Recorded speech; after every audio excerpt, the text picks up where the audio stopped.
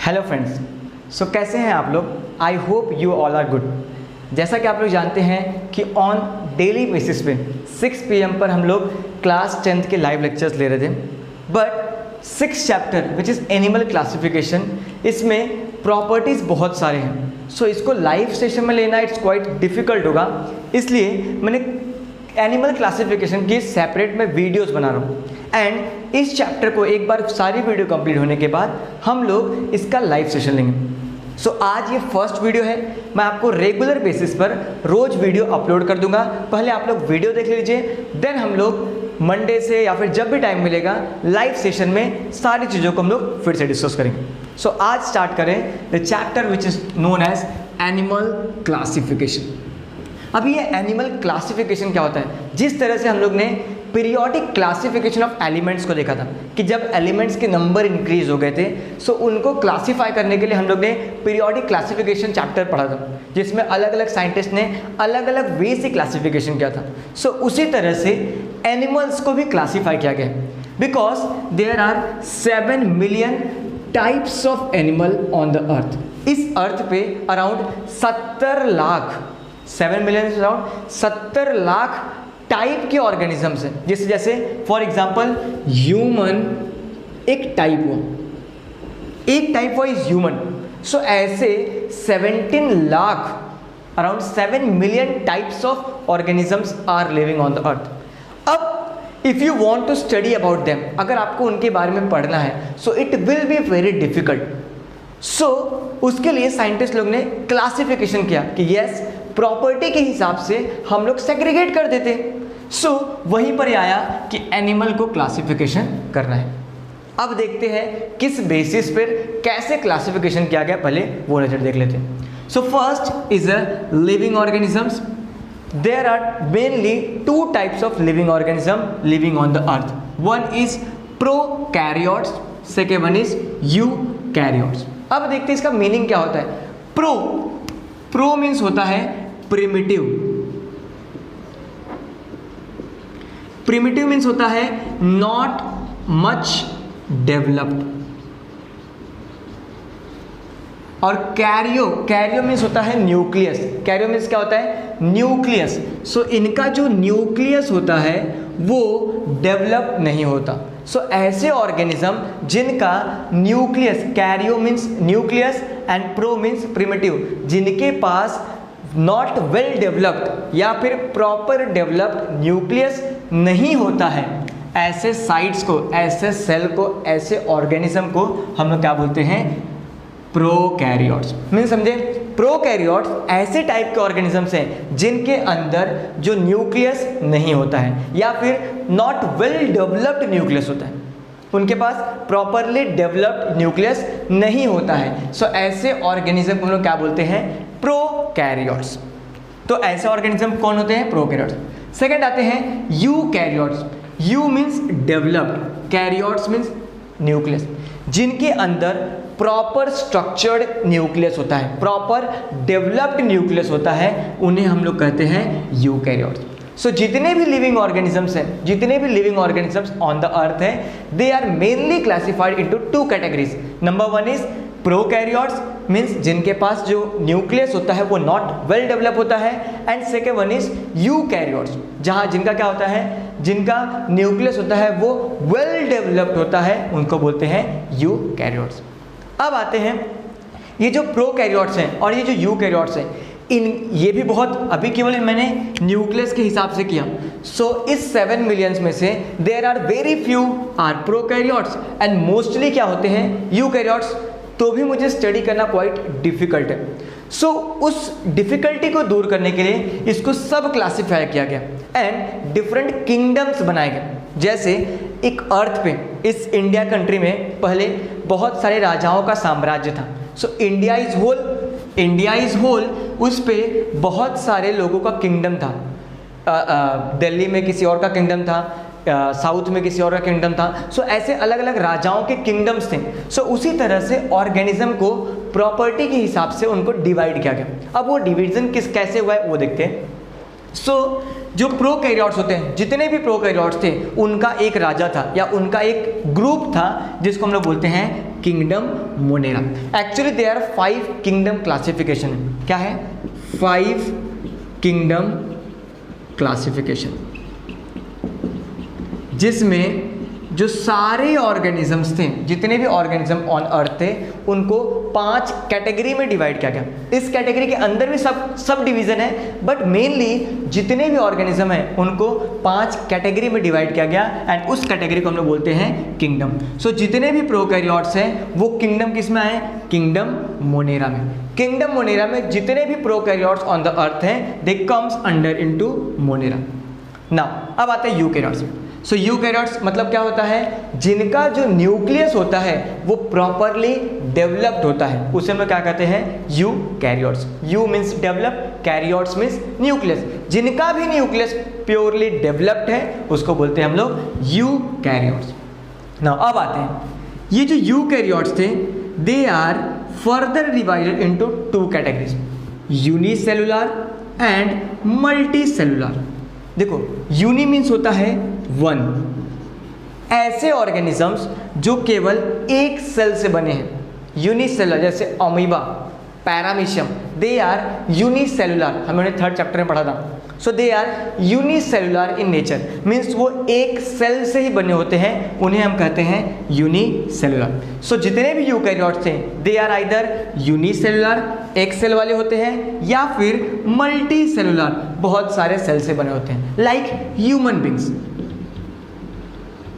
हम लोग मिलियन और बिलियंस ऑफ सेल्स से बने हैं। जब बहुत सारे सेल्स जुड़े हैं देन हम मल्टी सेलुलर ऑर्गेनिज्म बने। सो ऑल यूनिसेलुलर, जितने भी यूनिसेलुलर थे they all comes under kingdom Protista. So 2 kingdom पढ़ लिए, kingdom Monera means prokaryotes, kingdom Protista means unicellular. अब आते हैं मल्टीसेलुलर ऑर्गेनिज्म। अब मल्टीसेलुलर जो ऑर्गेनिजम्स थे उनको भी सब क्लासीफाई किया गया because there are lots of organism जो कि मल्टीसेलुलर है। यूनिसेलुलर भी हैं बट मल्टीसेलुलर थोड़े से ज़्यादा हैं। सो उन मल्टीसेलुलर को क्लासीफाई करने के लिए on the basis of cell wall है या नहीं, विथ सेल वॉल और विदाउट सेल वॉल। जिसके पास सेल वॉल है उसको अलग कैटेगरी में किया, जिसके पास विदाउट सेल वॉल है उनको अलग कैटेगरी में किया। सो विदाउट सेलुलर, जिनके पास सेल वॉल नहीं था, उसमें कौन आता है? Kingdom Animalia. जितने भी एनिमल होते हैं, हम लोग पहले भी जानते हैं plant cell and animal cell, तो प्लांट सेल एनिमल सेल से वेरी कहाँ पे करता है? उनके सेल वॉल पर, क्योंकि एनिमल सेल के पास सेल वॉल नहीं होता है, इसलिए तो फ्लेक्सिबल होता है, मूव कर पाता है, जबकि प्लांट सेल के पास रिजिड सेल वॉल होता है जिसकी वजह से वो मूवमेंट नहीं कर पाता। सो विदाउट सेल वॉल उसमें किंगडम कौन आया? Kingdom animalia. सो 3 किंगडम्स हो गए। Number 1 is kingdom monera, kingdom protista and kingdom animalia. So ये 3 किंगडम पढ़ लिए। अब आते हैं विथ सेल वॉल, जिसके पास सेल वॉल था। सेल वॉल जिसके पास है उसके भी 2 टाइप्स हैं, 1 इज ऑटोट्रॉप्स, 1 इज हेटेरोट्रॉप्स। अभी ऑटोट्रॉप्स क्या होता है? जो अपना भोजन, जो अपना फूड खुद ही प्रिपेयर करते हैं। The organism which who prepare their food by own by using sunlight, जो सनलाइट का यूज करके अपना फूड प्रिपेयर करते हैं बाय प्रोसेस फोटोसिंथेसिस, उसको बोलते हैं हम लोग ऑटोट्रॉप्स। जितने भी किंगडम प्लांटे हैं, सो जितने भी प्लांट्स हैं they come under kingdom plantae. There are certain heterotrophs जिनके पास सेल वॉल तो होता है लेकिन वो अपना फूड खुद से नहीं बना पाते, जैसे for example fungi. So fungi comes under heterotrophs. तो ये था 5 किंगडम क्लासिफिकेशन। नंबर 1 कौन सा था? किंगडम मोनेरा, जिसमें सारे प्रोकैरियोट्स आते थे। नंबर 2 इज किंगडम प्रोटिस्टा, जिसमें सारे यूकैरियोट्स आते थे, यूनिसेलुलर आते थे। उसके बाद किंगडम एनिमलिया, जिसमें यूकैरियोट्स आते थे, मल्टीसेलुलर होते थे एंड विदाउट सेल वॉल होते थे, उनको बोलेंगे kingdom animalia. Next with cell wall में king autotrophs, kingdom plantae and fungi which is heterotroph. अभी आपको देखो एक सिंपल सा, अगर मैं आपके पूछूं किंगडम एनिमलिया की प्रॉपर्टी बताओ तो आप सिंपल बता सकते हो। कैसे? किंगडम एनिमलिया है मीन्स विदाउट सेल वॉल होगा, इसमें जितने भी ऑर्गेनिज्म होंगे उनमें विदाउट सेल वॉल होगा। नेक्स्ट मल्टी सेलुलर होंगे। वो क्या होंगे? मल्टी सेलुलर ऑर्गेनिज्म होंगे। और क्या होंगे? They are eukaryotes. उनका जो न्यूक्लियस होगा वेल डेवलप्ड होगा। सो इस तरह से अगर आपको ये पता है तो आप उनकी प्रॉपर्टीज, 3 प्रॉपर्टी अपने आप लिख सकते हो। और एग्जाम में आ गया किंगडम एनिमलिया पे लिखो शॉर्ट नोट, तो 1 प्रॉपर्टी, 2 प्रॉपर्टी, 3 पॉइंट्स आपने लिख लिया। सो इस तरह से आप चीज़ों को समराइज कर सकते हो या लर्न कर सकते हो। सिमिलर फंजाई के बारे में आ गया तो number 1 it is a heterotrophs, second one is it is heterotrophs है, इसके पास सेल वॉल होता है, ये मल्टी सेलुलर ऑर्गेनिज्म है एंड यूकैरियोट्स। सो इस तरह से हम लोग पूरे क्लास ऑर्गेनिज्म को क्लासीफाई किया गया है। सो अभी हमने देखा कि कैसे एक लिविंग ऑर्गेनिज्म को क्लासीफाई किया था।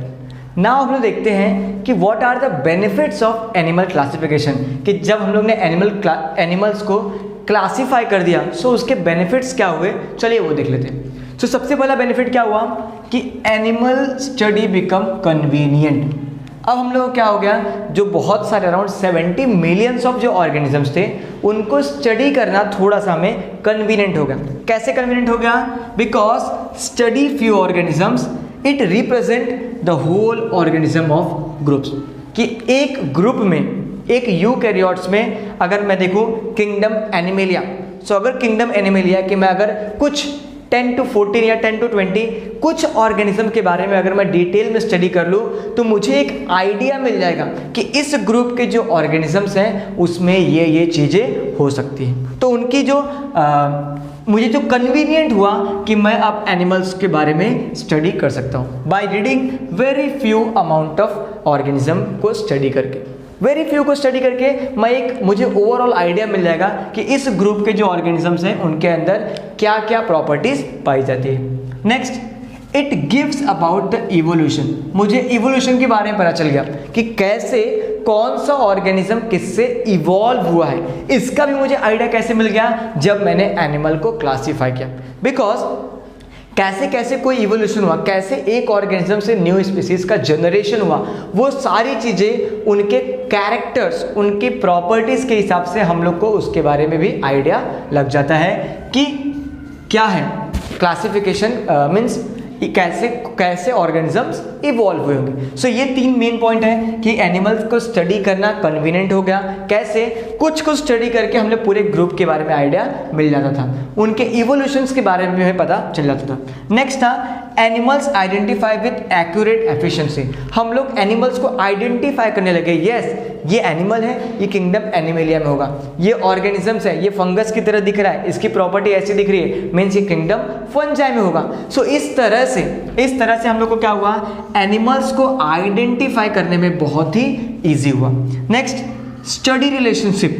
दो ऑर्गेनिज्म बीच में क्या रिलेशन है, कौन किसके ऊपर डिपेंडेंट है, कौन किसका फूड है, ये सारी चीजें हमें इस क्लासिफिकेशंस पे पता चल गई। Next, various adaptation. Adaptation means क्या होता है कि जब कोई ऑर्गेनिजम्स अपने इन्वायरमेंट के हिसाब से खुद को अडेप्ट करता है, सो उसको बोलते हैं हम लोग एडेप्टेशन। खुद को आप चेंज करता है उसे बोलते हैं हम लोग एडेप्टेशन। सो इस तरह से जस्ट क्लासीफाई करने से, एनिमल्स को क्लासीफाई करने से हमारे बहुत से प्रॉब्लम्स को, बहुत से क्वेश्चंस के आंसर्स मिल गए। सो ये था basic classification. Now in next video हम लोग देखेंगे कि what are the traditional method of classification और modern method of classification, and वो भी किस बेसिस पर हुआ था, उन सभी के बारे में भी हम लोग नेक्स्ट वीडियो में देखेंगे। सो अगर आप इस चैनल पे न्यू हैं so please subscribe it and press the bell icon, जिससे कि जब भी मैं वीडियो अपलोड करूं आपको नोटिफिकेशंस मिलती रहे। और अगर आप लाइव सेशंस में, लाइव लेक्चर्स में आना चाहते हैं so every day at 6 PM live होते हैं साइंस लेक्चर के पार्ट 1 एंड पार्ट 2, जिसमें से हम लोग ने फर्स्ट 4 चैप्टर ऑफ पार्ट 2 कर लिया है and first 3 chapter of part 2 already हम लोग ने कंप्लीट कर लिया है। सो अगर आप लोग को वो लाइव सेशन देखना है तो आप चैनल पर जा सकते हैं और डिटेल में सारी चीज़ों को स्टडी कर सकते हैं। सो मिलते हैं अगले वीडियो में। Thank you.